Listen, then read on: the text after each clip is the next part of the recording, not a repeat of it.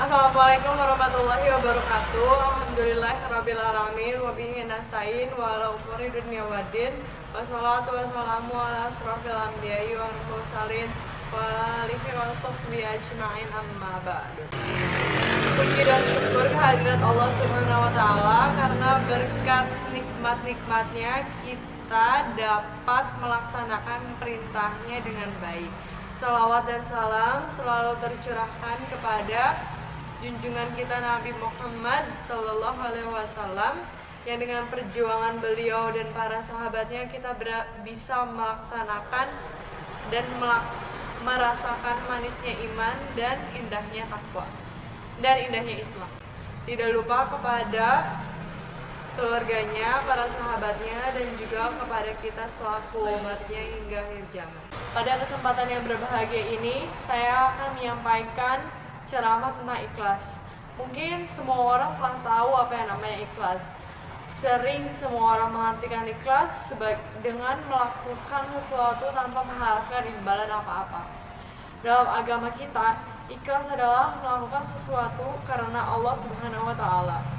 Ikhlas sendiri mempunyai terdapat praktek-praktek dalam kehidupan. Contohnya, ikhlas dalam bekerja, ikhlas dalam belajar, ikhlas dalam beramal, ikhlas dalam beribadah, dan sebagainya. Nah, contohnya apabila kita memasukkan konteks ibadah, kita masukkan dalam konteks ibadah, maka ikhlas berarti melakukan ibadah karena Allah Subhanahu wa taala, bukan lain dan bukan yang lain dan bukan karena ingin dipuji, tapi benar-benar semata-mata karena Allah Subhanahu wa taala. Allah berfirman dalam surat Al-Bayyinah ayat 5 yang artinya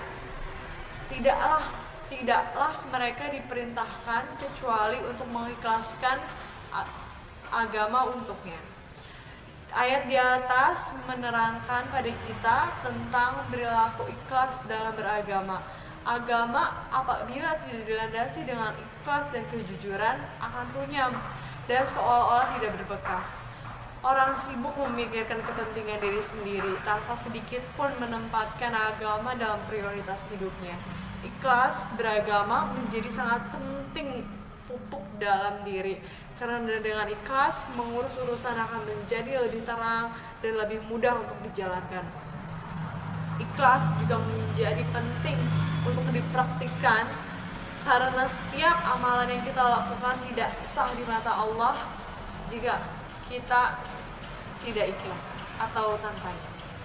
Dalam hadis yang diriwayatkan oleh Imam Muslim dalam kitab Sahih Muslim diceritakan kepada suatu perkara akan terjadi nanti pada hari akhir di hadapan Allah. Nanti di hadapan Allah ada seorang hamba ditanya oleh Allah, apakah yang telah kamu lakukan di dunia wahai hamba-Mu?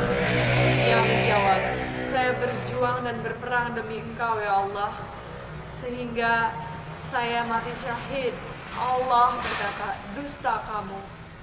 Sebenarnya kamu berperang bukan karenaku, melainkan agar disebut orang yang berani.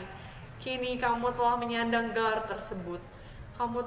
Kemudian Allah memerintahkan agar dia dicampakkan dan dilempar ke neraka.